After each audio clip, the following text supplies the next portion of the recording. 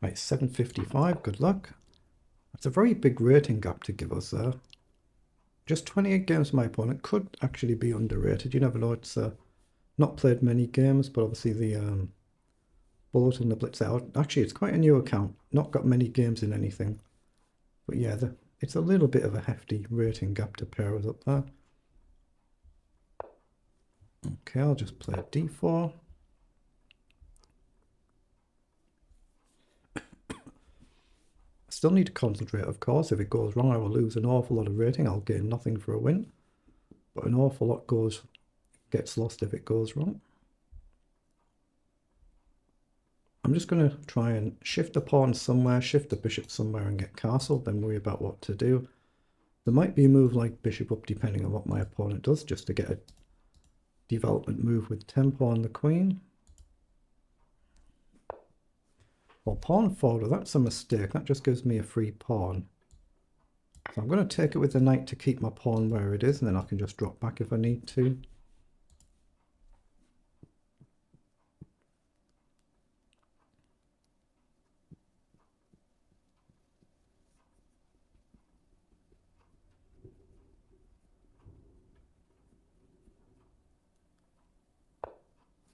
Okay, bishop up with a check, so just block a check again, get a tempo. Queen up is actually a threat depending on where the bishop goes, because we're hitting the pawn. Might just want to take the knight there, so don't want to allow it. I could play knight here and hit the bishop. I'm going to do that actually. Not necessarily the best move, but it creates a threat to take the bishop and mess the pawn structure up. Still going to be a little bit careful about Greek gift ideas, but I might well go g3. Yeah, it goes back there. I'm actually going to go g3, bring the bishop up on the diagonal. I can always drop the knight back. Lots of options. Queen comes up, so I'm just going to develop. Pressure the pawn. Aim to castle. Not necessarily too quickly, just in case.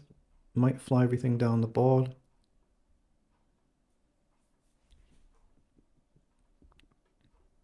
Knight up is a potential move in order to go forward with tempo on the queen. Just mustn't forget that this knight is not being protected by anything.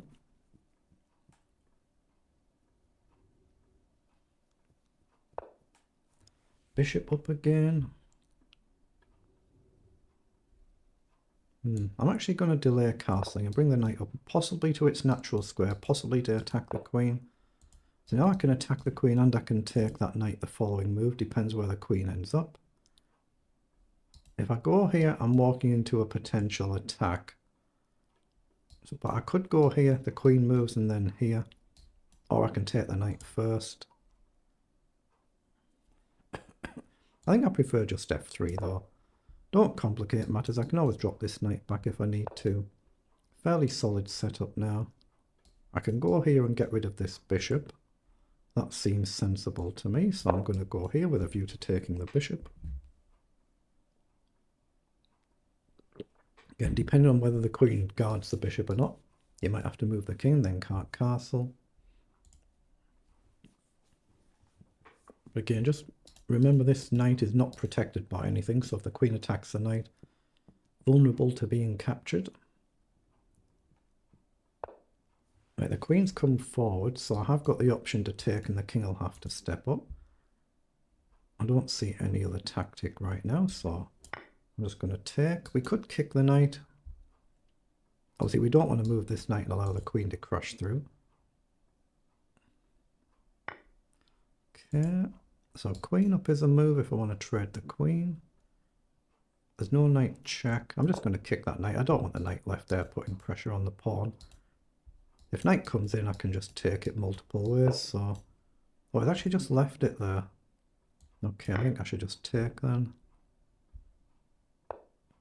So queen goes back now, attacking that knight.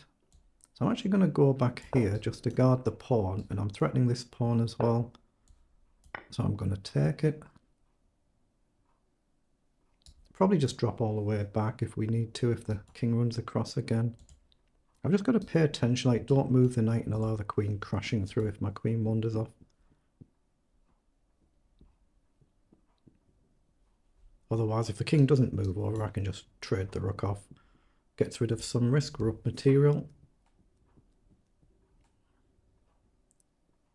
We could also, if the king comes across, I was going to say we could have left it hanging because of a knight check. Not now. So I could go here and trade off. Is there going to be a tactic then with knight check? Possibly. Possibly not.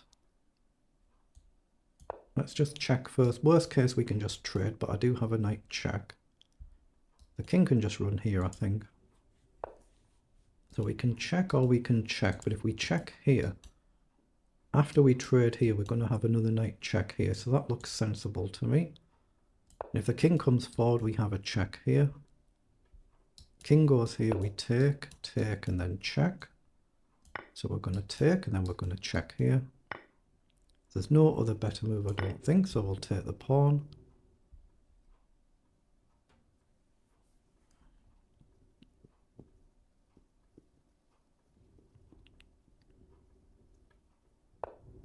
King goes back, so we're going to take the rook.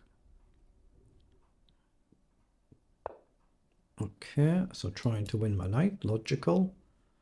It is possible to allow the bishop to go there with a move like knight up, attacking the queen and the bishop at the same time. Just got to be a little bit careful. Say if the queen goes here, potential checks, but right now they're covered.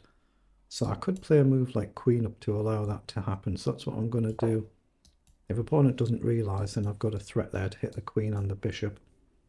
And I'm also threatening to come crashing through, or maybe just sack the knight for a pawn, maybe get castled. Lots of options. So I can play knight forward now to attack the queen in two ways. If I go here, I'm threatening a knight check as well. We also hit the bishop. Here, I guard the bishop, but I don't think I need to. So I'm going to go here to hit the queen and the bishop, as well as a check threat.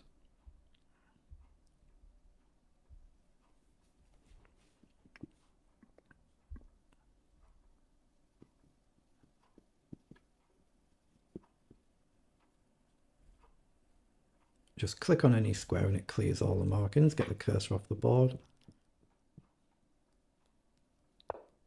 Okay, so comes across, so we've got the queen trade option. We could actually take the pawn check with the knight first, but it's unnecessary, I think. I think we just collect the bishop.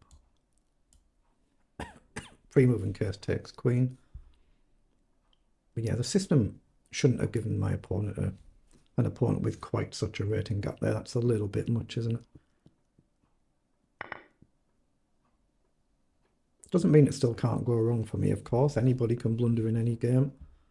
But it's a little bit much of a rating gap, that. Knight moves will simply take it, I would imagine. Okay, I can check here.